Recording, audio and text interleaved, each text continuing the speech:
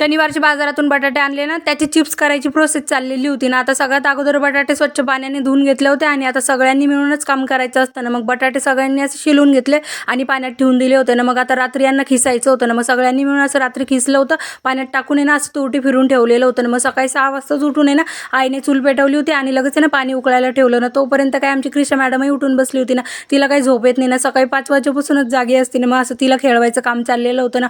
तिला खेळवेपर्यंत मस्त आहे ना असं पाण्यालाही उकळी आली होती. लगेच असं पाण्यात मीठ टाकून दिलं होतं. आता किसलेले चिप्स आहे ना धुवून घेतले होते परत आणि मग लगेच उकळत्या पाण्यात टाकून दिले ना. तोपर्यंत मस्त असा चहा आला होता ना. आयता चहा पिला होता छान असं. तोपर्यंत चिप्सही शिजून गेलते ना. आता यांना 50% शिजवायचं असतं ना. मस्त असं झाकण ठेवलं होतं थोडा वेळ. लगेच असं चाळणीत काढून घ्यायचे होते आणि टेरेसवर जाऊन मस्त वाळू घालायचे होते ना. आता हे काम सगळ्यांनीच पटापटा केलं तर सगळं पटापटा होतं ना. उन्हाच्या अगोदर असं सगळ्यांनी पटापटा चिप्स वाळू घालून दिलेले होते आणि मग सगळ्यात मोठा वाटा तर माझ्या क्रिशाचाच होता ना कामाचा, जमा करायचा. तर चला मग आता असं होतं चिप्स